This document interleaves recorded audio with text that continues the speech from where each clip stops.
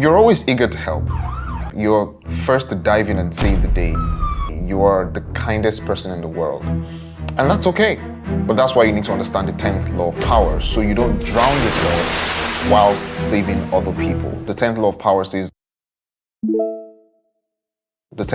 says, avoid the unhappy and the unlucky. And that's weird, right? Because are these not the crop of people that need help the most? The argument is that unhappy and unlucky people are contagious. The word Robert Greene actually uses is infectious, right?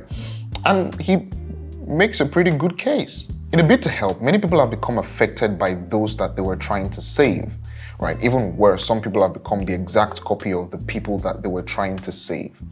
And the reason is there's hardly a middle ground. If you're hanging with someone, sometimes they're affecting you just as much as you're affecting them. Because if you go along with someone that's going down, which way are you going? Negative energy and emotions are contagious. Some people struggle with savior complex. They want to dive in and save the day every single time.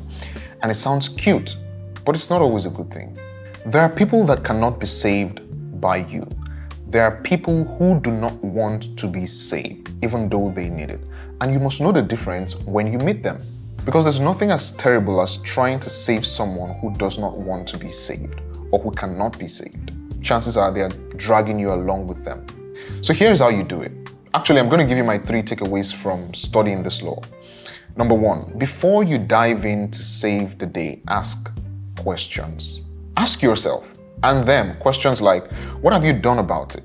Right? This problem you're facing, the situation that you have, what have you done? Who did you seek advice from? What have you tried? What video have you seen? What book have you read? Just like, give me something. Like, what exactly have you tried?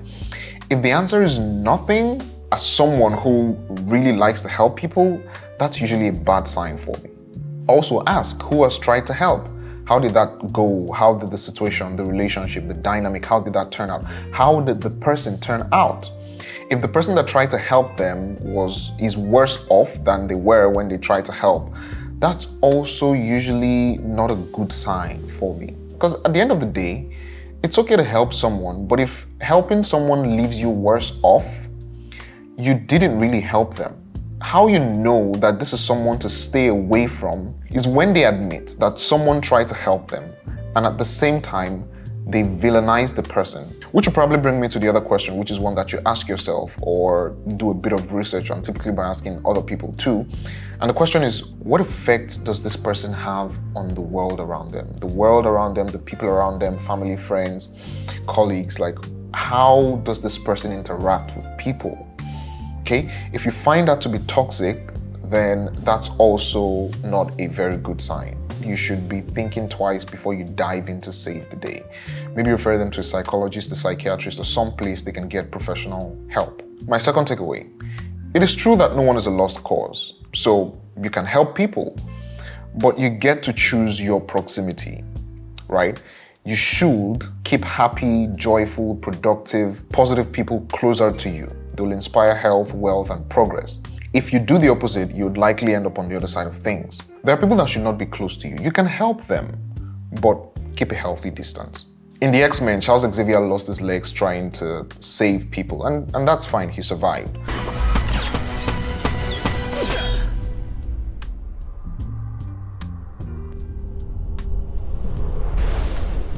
But he still ended up getting killed by Jean because he was trying to save her. Look at me, Jean. I can help you. Look at me.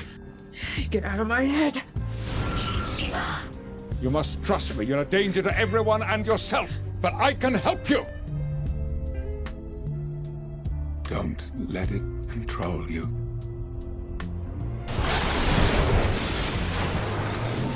Jean, on the other hand, ended up on the dark side, which was the very thing he was trying to prevent. Of course, it's fiction, but the point is, your proximity to good and bad energy must always be unbalanced. And by unbalanced, I mean the good people, the good energy, the positive people, the positive energy in your life, around you at all times must always outweigh the bad ones. Or you may regret being good. Here's my favorite quote from this chapter. Never associate yourself with people that share your defects. they'll reinforce everything that holds you back. Make this a rule in your life and you will benefit more than from all the therapy in the world. Way back in France, Talleyrand was this weird guy with strange and intimidating qualities, but everyone in France would agree that when it came to aristocratic charm and wit and graciousness, no one surpassed him, which is not surprising anyway. He's from a noble family. His contemporary Napoleon, on the other hand, was the opposite, right? A peasant from Corsica, taciturn, violent, no grace. Napoleon admired Talleyrand more than anyone. He envied his way with people, his wit, his ability to charm women. Now, Napoleon was king, but he kept his minister Talleyrand really close. And then he started to change, right? Through association with Talleyrand, his rough edges started to smoothing. You know that thing where they say you are the average of the 5 people you spend the most amount of time with? Yeah, it worked for Napoleon. You want to make millions? Go hang out with people that have made millions, people that are trying to make millions, people that are making millions, or at least people that think it's possible to make millions, and you gain advantage. Finally, I'll leave you with a quote from Balthazar Gracian from the 1600s. Recognize the fortunate that you may choose their company, and the unfortunate so that you may avoid them. Misfortune is usually the crime of folly, and amongst those who suffer from it, there is no malady more contagious. Never open your door to the list of misfortune, for if you do, many others will follow in its train.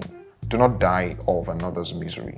Hey, the 48 laws of power were not designed for you to become a selfish, power-seeking person, but so that you may understand life, right? So be kind, be gracious, be helpful, but be smart. That's about it. I am reviewing the 48 laws of power. This is law 10. You already know if you've been following. If you're subscribed, then I'll see you in the next law. If you're not subscribed, hit subscribe now so that I will see you in the next law. Cheers.